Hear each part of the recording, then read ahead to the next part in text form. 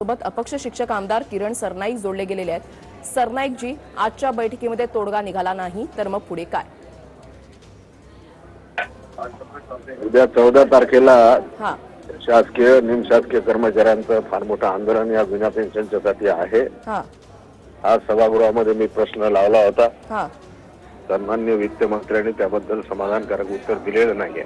हां आमची विनंती अशी आहे शासनाला की या ठिकाणी जुनी पेन्शन योजना ही वृद्धात्व काळामध्ये त्यांची एक सुरक्षित आर्थिकदृष्ट्या असली पाहिजे। बरोबर। आणि ती आमची मागणी आहे, कारण की ब्रिटिश काळापासून 1935 पासून ही जुनी पेन्शन योजना लागू झालेली आहे। 82 मध्ये आपल्या महाराष्ट्रात लागू झाली आणि ती जुनी पेन्शन योजना शासकीय निमशासकीय शिक्षण विभागातल्या सर्व कर्मचाऱ्यांना मिळाली पाहिजे, ही आमची महत्वाची मागणी आहे।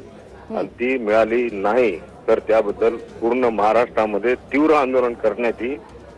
त्यामध्ये मी सर्व शिक्षक आमदार असतील, पदवीधर आमदार असतील यांचं सहकार्य घेईल आणि या महाराष्ट्रामध्ये पूर्ण शासन प्रशासन बंद करण्यासाठी भावी काळामध्ये प्रयत्न करील, एवढं आपल्याला आश्वासन देतो या ठिकाणी। सरनाईकजी, विक्रम काळे मगाशी राष्ट्रवादीचे शिक्षक आमदार आहेत विक्रम काळे, त्यांची सुद्धा प्रतिक्रिया आम्ही जाणून घेतली। तर तुमचंही म्हणणं ऐकलेलं आहे, त्यांचंही म्हणणं ऐकलेलं आहे। तुम्ही दोघंही म्हणता की विधिमंडळामध्ये आम्ही हा प्रश्न सातत्याने लावून धरतो, मात्र दखल का घेतली जात नाहीये? तुम्हाला यामागचं मूळ कारण काय वाटतंय?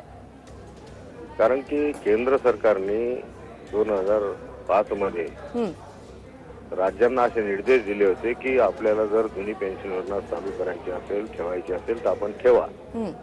आम्ही जुनी पेन्शन योजना बंद करून 1 नोव्हेंबर 5च्या नंतर ही जुनी पेन्शन योजना केंद्रीय कर्मचाऱ्यांना बंद करत आहोत। अंशदायी पेन्शन योजना ही पॉलिसी आम्ही त्या ठिकाणी अडॉप्ट करून राहिलेलो आहे। तुम्हाला चालू करायची असेल तर चालू करा। आणि त्या दृष्टिकोनातून अप्रगत असलेले राज्य भारत देशातील त्या लोकांनी त्या ठिकाणी निर्णय घेतलेला आहे।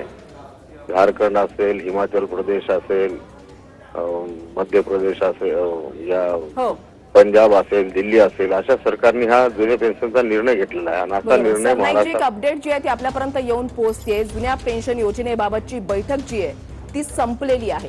शिंदे फडणवीसांच्या उपस्थितीमध्ये या बैठकीचं आयोजन करण्यात आलेलं होतं आणि याच्यामध्ये महत्त्वाचे नेते सुद्धा होते आणि ही महत्त्वपूर्ण बैठक आता संपलेली आहे अशी माहिती आपल्यापर्यंत येऊन पोहोचते।